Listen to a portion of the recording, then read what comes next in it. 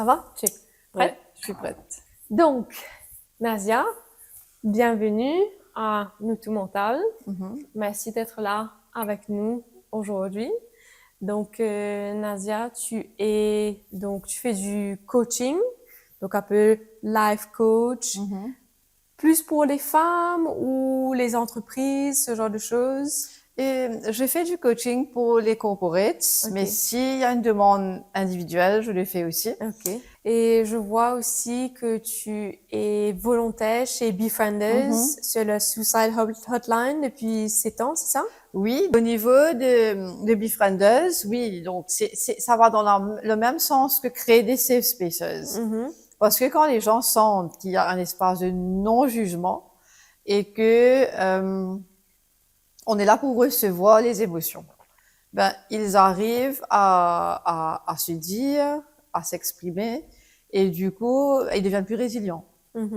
Ok. Ouais. Donc, si je comprends bien, comme si quand quelqu'un appelle le hotline, tu es une des personnes qu'on appelle, qu'on réfère l'appel ou... En fait, c'est un roster. Ouais. Donc, chaque volontaire, 3 heures par semaine. D'accord. Moi, j'y vais chaque 2 semaines et du coup, c'est une hotline. Ok. Donc, les gens appellent et nous, on écoute. C'est un service d'écoute. Ouais, ouais. Mais c'est aussi un service on peut recevoir les gens en personne aussi. D'accord, ok. Donc, c'est à Beaubassin. Ok. Et si la personne veut garder l'anonymat, ne veut pas dire son nom, etc., nous, on ne force pas. Bien sûr. Du moment qu'il y a cet espace de parole qui est sans jugement. Ok. Ouais. Mais c'est super que tu nous en parles et en fait que tu es volontaire là-bas parce que chaque semaine, enfin chaque mois quand on publie l'épisode, on met le hotline de Befrienders ainsi qu'une liste des différents professionnels de la santé mentale que les personnes peuvent appeler. Donc c'est vraiment cool que tu puisses peut-être nous donner un insight à l'intérieur de Befrienders et comment ça marche justement, donc le roster et le fait que ce sont des personnes comme toi, pas nécessairement des psychologues, C'est mais des volontaires. c'est des volontaires et des personnes qui sont là pour écouter en fait. Tout à fait. Et très souvent dans ces moments-là, c'est ce qu'on a besoin. On sent que peut-être dans notre entourage, on n'est pas écouté et on a besoin de ce petit exactement. coup de pouce. D'avoir quelqu'un qui sache écouter inconditionnellement. Sans devoir donner des conseils. Tu sais, il aurait fallu que tu fasses ça. Il ne faut pas penser comme ça. Il ne faut pas. Qui tue beaucoup. À ce moment-là, on a tendance à se renfermer sur nous-mêmes et se dire, mais c'est pas même pas la peine que je parle. On va me donner plein tu sais, des conseils et même c'est plus que des conseils. Des fois, c'est des prédications, tu sais. Faudrait que tu fasses ceci, cela. Ça alourdit la conversation et du coup, on n'a plus envie de s'exprimer. Ça vient peut-être on peut pas juger la personne, bien sûr. Ça vient peut-être comme si de bonne foi, de bonne volonté de la personne. Mais en fait, quand on est la personne qui veut s'exprimer, on n'a pas envie qu'on trouve une solution nécessairement. On veut juste pouvoir s'exprimer et être écouté et être valorisé aussi dans ce qu'on dit. C'est ok de se sentir comme ça, tu te sens mal. C'est ok, on est humain, tu as envie de pleurer, tu pleures, tu as envie de rire, tu ris. On est humain et toutes les émotions, en fait, qu'on ressent sont là et je trouve qu'on doit pouvoir accepter ces émotions. Maintenant, ce qu'on fait, comment on agit par rapport à cette émotion, ça c'est autre chose. Mais le fait de ressentir la rage, la colère, la jalousie, c'est ok, on est humain, ce sont des émotions que nous ressentons et c'est ok de ressentir ça. Il faut pas dire non, tu dois pas te sentir jalouse de cette personne. Je suis jalouse, mais je ne vais pas insulter la personne, dénigrer la personne ou faire quelque chose pour enlever cette promotion à cette personne. Tout à fait. Je vais me comporter comme quelqu'un de correct, mais mon émotion est là et elle existe et ça je ne peux pas changer en fait. Tout à fait. Ce dont tu parles là, ce sont les principes de l'intelligence émotionnelle. Et dans mes formations, j'en parle. C'est exactement ce que tu as dit. Accepter ses émotions et ne pas les réprimer, se dire que non, être dans le déni, non, mais moi je ressens pas ça parce que j'ai pas le droit de ressentir ça. souvent, on ne se donne pas le droit parce que la société a dit que c'est pas bien de ressentir ça. Et du coup, quand on décide que, ben non, on appelle ça tabooing emotions, ben ça devient quelque chose d'autre à l'intérieur et ça sort mal après. Donc, ce que tu dis, c'est tout à fait ça, accepter et puis faire la distinction entre l'autorisation de ressentir et après mal agir par rapport à cette distinction. C'est deux choses complètement différentes. C'est deux choses. Il n'y a pas une chose qui justifie l'autre. Non. Je peux me donner pleinement l'autorisation de ressentir, qui est normal, et que l'autre personne sache recevoir cette émotion-là. Comme tu as dit, la jalousie. La jalousie émane d'un sentiment de j'aurais voulu être comme cette personne-là, j'aurais voulu, c'est un manque qu'on ressent de notre côté. Mais si j'ai une personne qui arrive à hold the space, comme on dit, et que je puisse comprendre mais d'où provient ce sentiment de jalousie, mais j'arrive moi-même à me recadrer parce que j'ai eu cet espace-là. Par contre, si quelqu'un me juge et me dit ouais, mais tu sais c'est mauvais, t'as pas le droit, c'est pas bien, etc., c'est evil, ce que tu es en train de ressentir, ben, je ne peux pas processer l'émotion. Parce qu'on processe et on relâche. Comment je vais processer et relâcher si j'ai pas cet espace-là? Et là, j'ai vu que c'est le mois dernier ou le mois d'octobre que tu as lancé ton propre podcast. Ça s'appelle The Safe Space, c'est ça? Oui. Donc, tu as lancé ton premier épisode, donc well done à toi. Merci. Et tu peux peut-être nous en parler un petit peu rapidement? Oui, c'est un podcast audio et je réponds à des questions en fait. C'est des questions qu'on peut se poser sur Psychological Safety. Qu'est-ce que c'est? Tu sais, on parle beaucoup de do not do things, like do not bully. Do not judge. C'est très dans la négation. Mais si on retourne la chose, si on ne fait pas ça, qu'est-ce qu'on fait? Ben, c'est créer des safe spaces. Donc, tout mon concept de formation et de coaching tourne autour du concept de safety. Et le petit podcast, audio, c'est justement pour familiariser les gens avec le concept de psychological safety. Parce que le changement arrive par le langage. Donc, si on a un terme pour expliquer, pour donner vie à une nouvelle culture, culture d'entreprise, culture de couple, culture familiale, ben, c'est là qu'on peut enclencher un genre de mouvement, en quelque part, des safety. Donc, c'est un petit peu ça, le but du petit podcast. Ben, c'est super. Et en fait, tu as partagé récemment, et c'est là un petit peu l'idée de cette conversation aujourd'hui. Tu as partagé sur les réseaux un article où tu as parlé ouvertement des problèmes d'infertilité chez les femmes, d'expérience personnelle. Et tu as dit quelque chose qui m'a assez marqué, touchée. Tu as parlé de notre société qui kind of expect la femme de procréer, comme c'est our only job, c'est notre job ultime de se marier, d'être maman. C'est comme si c'est un checklist de la vie. Et en fait, si tu n'es pas maman, bah tu es comme pour reprendre tes mots, un failure. Je pense qu'il y a beaucoup de choses à unpack dedans, et déjà je t'applaudis et je t'admire pour avoir osé partager ça. En plus, c'était sur LinkedIn, donc un monde professionnel. Quoique LinkedIn, c'est un monde très positif, je trouve. J'aime beaucoup personnellement LinkedIn. Je trouve que les gens se valorisent. Se montrent humains, en fait, de plus en plus. Avec la génération Z, en plus, qui ont envie de se reconnecter à l'humain, de ne pas faire semblant que tout va bien tout le temps. Je pense que les plateformes professionnelles, ça commence à être accepté. Les espaces de vulnérabilité, de plus en plus. En fait, oui, mon histoire, c'est que, enfin, mon message déjà, c'est que tout le monde n'a pas le même cheminement. Je pense qu'il est temps qu'on respecte cela.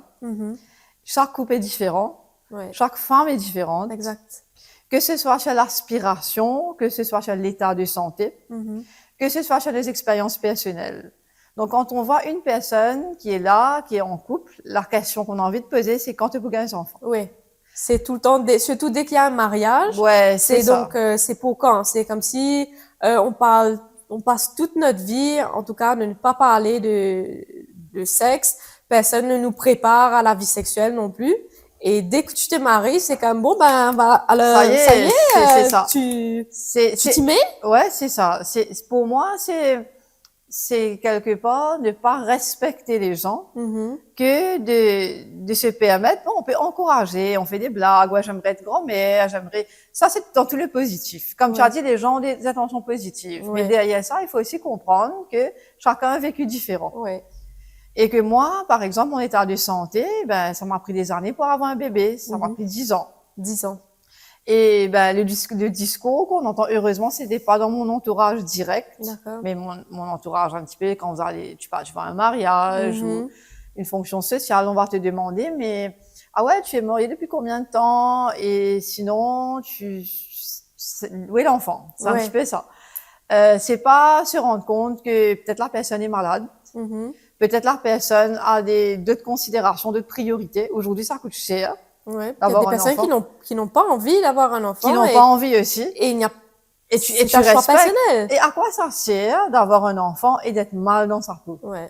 À quoi ça sert d'emmener, juste for the sake of doing it, of ticking boxes, de se dire, ouais, je veux avoir un enfant. L'enfant est malheureux, on n'a pas le temps, hein. On n'a pas le temps d'être là pour l'enfant. Mais pour dire, oui, j'ai un garçon et j'ai une fille. Ouais. Et on dirait, et même moi, j'ai une fille. Aujourd'hui, il y a des gens qui très rarement ça m'arrive, mais ça m'arrive quand même. On me dit, ouais, le garçon. Tu sais, c'est pas bon. C'est pas bon d'avoir un enfant. Donc, on va pas réaliser que j'ai une histoire derrière cet enfant-là qui est un trésor, que j'ai pu avoir après, 10 ans. Pour moi, mon mari et moi, on s'était dit, si ça n'allait pas arriver, ça n'allait pas arriver. On est croyants en Dieu. C'était dur, mais il y avait de l'acceptation. D'accord. Que si c'est pas pour nous, on n'allait pas l'avoir, quoi. On allait vivre notre vie différemment.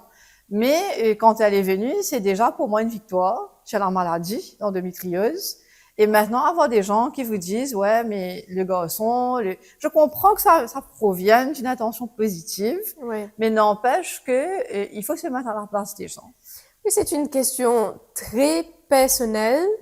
Et je trouve que moi, j'ai déjà eu, par exemple, des clients qui m'ont demandé. Et je trouve, je veux dire, on est dans un milieu professionnel, je ne vous connais pas, vous ne me connaissez pas, ça ne vous regarde absolument pas. Non, ouais. Ça ne vous regarde pas. Et je pense que ce que tu as dit là aussi, bien sûr, que cette question, bon, je ne dirais pas que là, c'est mal intentionné, mais c'est juste que il y a tellement de choses derrière cette question très personnelle. C'est clair. C'est comme tu dis, tu nous parles de ton combat, donc 10 ans, tu nous as aussi parlé de l'endométriose, je pense que j'aimerais beaucoup y revenir plus tard. Il y a tellement de choses derrière cette question, surtout quand on pose ça à une femme, peut-être que j'en ai pas envie, peut-être que j'en ai pas encore discuté, peut-être que je ne peux pas en avoir. À chacun ses circonstances. À chacun ses circonstances. Et ça peut être pour des raisons physiques, émotionnelles, psychologiques. Familiales, financières. C'est ça. Il y en a plein, Il y a plein de choses et c'est hyper personnel et je trouve que ça m'avait vraiment... je savais pas quoi répondre, en fait. C'est embarrassant, en plus. Tu t'attends à ça dans un, entre guillemets, tu sais, quand tu vas dans un mariage avec la famille distante, tu t'attends à ça et tu sais que tu vas ignorer, mais dans un monde professionnel, franchement, je savais même pas quoi dire. Non, je peux te comprendre. J'étais vraiment taken aback, comme on dit. Je savais pas quoi répondre. Je pense que c'est l'heure aujourd'hui de pratiquer l'empathie. Et vraiment de se poser des questions sur les gens. Et qu'est-ce que cette personne-là peut être en train de vivre, peut être en train de ressentir. Et est-ce que c'est approprié que je lui dise ça? Peut-être qu'elle va se sentir mal. Il y a une amie qui m'a dit qu'un membre de la famille lui a dit, ou une amie, je sais plus trop, lui a dit, mais tu vas pas te sentir comme un failure si tu n'as pas d'enfant? Déjà, cette question-là, poser ça à une personne, c'est ignorer ses sentiments. Failure, déjà failure. Ce mot-là, je pense qu'il faudrait bien le recadrer. Failing about what? Oui, c'est quoi? Parce qu'on est une femme, on doit être maman. Est-ce que c'est ça être femme? Être femme, c'est juste donner la vie à la prochaine femme qui va devoir être maman à son tour. Est-ce que c'est ça? C'est ça. Et en revenant à la fertilité, c'est pas que les femmes qui ont des soucis de fertilité. Ouais. Et Ali, mon mari, on a parlé ouvertement, c'était nous deux. C'était nous deux. Ouais. Et quand il a dit ça, j'ai dit, parce que moi, j'ai toujours pris sur moi. J'ai dit, ouais, les gens n'ont pas besoin de savoir. On préfère penser que c'est la femme, la pauvre, etc. Ok. Moi, j'allais dans la direction du courant, quoi. Mais après, un jour, il est allé dire ça en public. Je lui ai dit, mais Ali, tu es en train de dire ça, mais qu'est-ce que tu te sentais prêt à assumer? Il m'a dit oui. Il m'a dit, ça suffit. Ça suffit de blâmer les femmes. Ça suffit de dire que c'est elle, en fait. C'est elle, le problème. Alors, il assume. Il a dit à tout le monde, même après, mais c'est moi et Nadia, en fait. Donc, et moi, je trouve que un homme qui arrive à assumer, il n'y a pas de honte à cela. Non. C'est un souci. C'est comme demain, j'ai un souci au foie, j'ai un souci. C'est juste un organe. C'est un problème de santé. C'est un problème de santé et ça peut provenir de plein de choses, des choses qu'on mange, le stress, le niveau de stress, et ça peut provenir de plein de choses. Je vois pas quelle est la honte associée à les soucis de fertilité. Donc, et moi, j'aurais lancé un appel aussi aux hommes que quand vous avez des soucis de fertilité, c'est un soutien mutuel qu'on doit s'accorder. Et ne pas blâmer le conjoint, que ce soit peu importe dans le sens, ça peut être dans l'autre sens aussi. Blâmer le mari ou blâmer la femme, parce que personne ne choisit ces problèmes-là. Oui, personne ne choisit sa maladie, ses conditions. Et moi, j'aurais dit qu'il faut arrêter de shame maintenant. Que ce soit dans le couple, entre nous, que ce soit dans la famille, il faut arrêter de se shame. Tu nous as parlé plutôt d'endométriose. Oui. J'aimerais que tu nous parles un peu plus de ton vécu, ton parcours dessus et comment ça a impacté ta santé mentale, parce que l'endométriose, c'est quelque chose qui touche énormément de femmes. C'est quelque chose qui prend énormément d'années, malheureusement, avant d'avoir un diagnostic. Donc, est-ce que tu pourrais peut-être nous parler un peu de ton vécu, de ton parcours par rapport à ça et comment ça t'a affecté mentalement? Ouais. Ça a commencé à l'école. Je vomissais quand j'avais les règles, j'avais très mal, mais des douleurs atroces, tu sais, à tomber par terre. Et effectivement, ça a 32 ans seulement que j'étais diagnostiquée. Wow. Et là, c'est un médecin qui a fait des examens plus approfondis et qui m'a dit que tout était déjà, mes organes étaient déjà collés. Il y avait des adhésions. Ouais. Et du coup, j'ai dû me faire opérer. Ah, d'accord. Et assez rapidement. Mais en fait, l'impact sur la santé mentale, c'est pendant des années, je me sentais très fatiguée. Une fatigue chronique et je ne comprenais pas d'où ça venait. Donc, les gens me disaient, ouais, c'est la thyroïde, tu sais, il y a plein de théories. Ouais. Mais peut-être c'est mon fer, etc. Mais non, c'est rien de tout ça. Et c'était l'endométriose, en fait, qui crée aussi cette fatigue très chronique, en fait, très, très fatiguée. Mais, et du coup, là, sur la santé mentale, tu prends un coup parce que tu te sens pas capable, en fait, d'être comme les autres. Ok. Ouais. Mais, enfin, à l'école, disons, ou en tant qu'adolescente et jeune adulte qui commence le monde du travail et avec quelque chose d'aussi douloureux tous les mois, est-ce que tu t'es senti que les gens autour de toi étaient à l'écoute, on te croyait pas, yo, mais tu sais, parce que très souvent, on banalise les douleurs de règles. C'est normal, ça, on a tout ça, et on banalise ça, et en fait, on banalise, donc voilà. On banalise.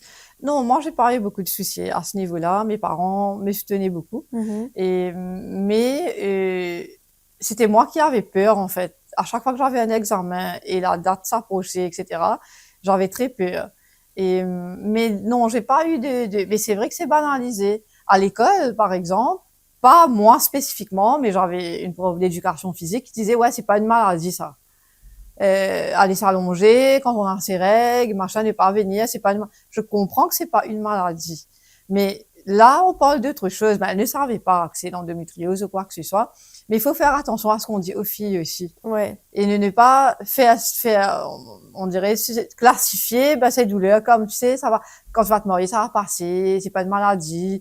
tu peux très bien travailler. Pourquoi tu t'absentes? J'ai des douleurs. Mais ça peut être des douleurs dont l'intensité monte, hein.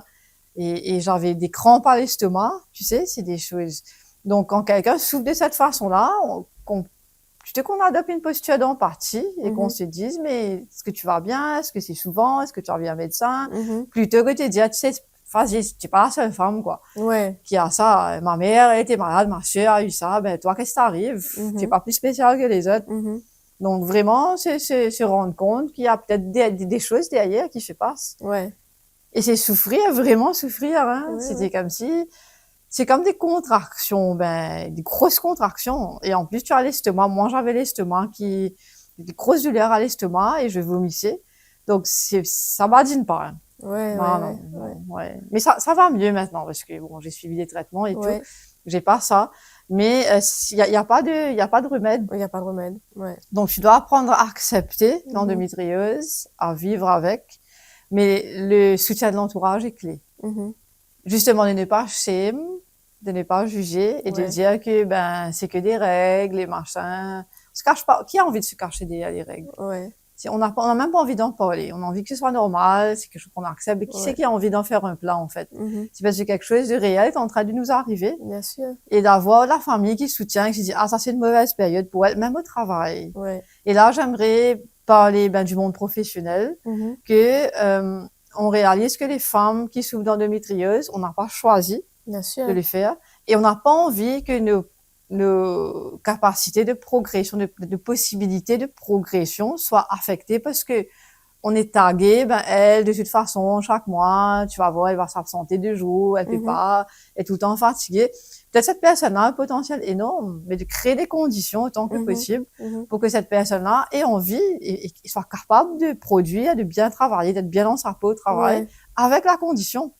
C'est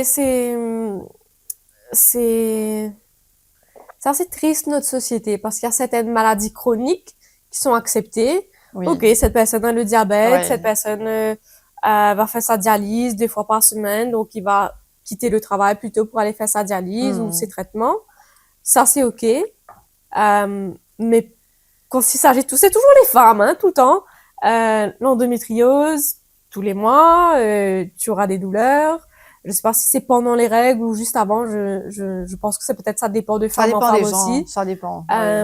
Pourquoi est-ce que l'absentéisme par rapport à ça, pourquoi est-ce que ça c'est stigmatisé et pas les autres maladies? Encore une fois, on est tout le temps nous les femmes. Je pense qu'il y a une image d'invulnérabilité de la femme qu'on souhaite garder. Parce que c'est réel les douleurs de l'endométriose. C'est rien d'inventé. Oui, bien sûr. Et c'est scientifique. La dépression, souvent, on ne voit pas scientifiquement. On voit pas, on peut pas faire, quoique aujourd'hui, il y a plus j'imagine, des méthodes pour déceler, mais on voit pas, c'est pas anatomique.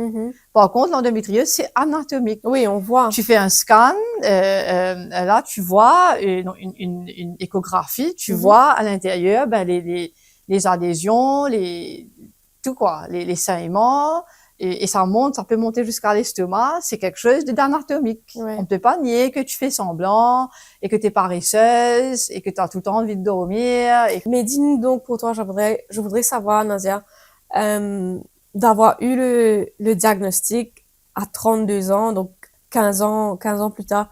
Qu'est-ce que ça t'a fait, mentalement d'avoir eu le diagnostic? C'est l'endométriose. Bon, dans ton cas, tu as dû être opéré, mais est-ce que ça a une sorte de validation de tes 15 ans je suis mal, il y a quelque chose? J'étais soulagée. Soulagée. J'étais soulagée parce que je me dis, il y a une explication à tout ce mal-être, parce que tu te sens pas normal. Tu te sens pas comme les autres. Tu n'as pas la même force. Tu n'as pas le même courage, je parle de courage, ça c'est pas, tu n'as pas la même force physique, en fait, de faire les choses. Et du coup, comme tu te sens pas comme les autres, tu as tendance à déprimer. Ok. Et après, il y avait la fatigue, il y avait les douleurs. J'étais vraiment soulagée. Il y a une explication, il y a un nom. Cette condition-là a un nom et c'est reconnu. Scientifiquement, on ne peut pas nier. Et il y a pas un remède miracle, mais il y a des mesures qu'on peut prendre. la qualité de vie, il y a la paroscopie, il y a des médicaments. Donc, tu peux gérer, en fait, et avoir quand même une bonne qualité de vie. Ouais. Non, j'étais très soulagée. Ouais. Ouais, parce que j'imagine que ça doit être très, très difficile mentalement pendant 15 ans de savoir de se sentir mal dans sa peau, mal physiquement et que, on te dit de keep going, quoi. C'est normal. Ouais, c'est keep going, c'est prendre chez soi continuellement. Ouais. Et il y a quelque chose que je ne fais pas suffisamment, mais que j'aurais dit aux femmes de les faire, et je l'ai dit pour moi aussi, pour l'entendre haut et fort, pace yourself.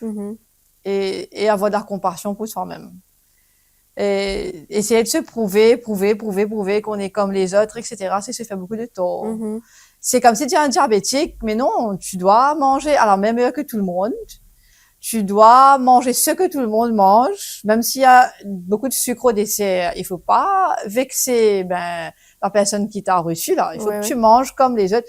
Fais semblant, parce que, non, mais on peut pas lui dire ça parce que sa vie va être en danger, et puis, on peut pas, la personne a besoin de manger à une certaine heure, a besoin de manger des choses spécifiques ou de ne pas manger des choses spécifiques. C'est pareil, comme tu as bien pris le cas du diabète, c'est pareil pour l'endométriose. On peut pas dire, non, tu travailles comme les autres, 9 à 6, tu as 3 enfants comme les autres, garçons et filles, tu vas à toutes les soirées comme les autres, fatigué, pas fatigué, c'est ma famille, et tu y vas, ok, parce que moi, je vais pas supporter qu'on me demande où est ta femme. Je saurais pas quoi dire. Donc, faire ça, c'est faire acte de cruauté. Je vais pas marcher mes mots. C'est faire acte de cruauté envers la femme. Sois comme les autres. C'est comme le diabétique. Sois comme les autres. Ben non, tu vas tuer le diabétique. Mais elle, qu'est-ce que tu lui fais? Tuer, je dis, tu sais qui? C'est nous tous. Même de femme à femme. Même les femmes peuvent être très cruelles envers les femmes. Oui. Je parle pas que d'hommes ou de beaux-parents ou de mères ou de pères. Il y a des femmes aussi qui sont vaches envers d'autres femmes, hein. Genre, pourquoi tu peux pas être comme moi? Moi, j'ai pu avoir 3 enfants. Toi, pourquoi tu peux pas avoir 3 enfants? Et à ton époque, je vivais ça, mais reste tranquille. Reste tranquille, on se fait violence entre nous aussi. Et juste peut-être une dernière question, parce que l'endométriose ne s'arrête pas après avoir eu un enfant. Comment est-ce que tu gères, comment est-ce que tu arrives à gérer ton endométriose maintenant? Quels sont les toolkits un peu par rapport à ta santé mentale et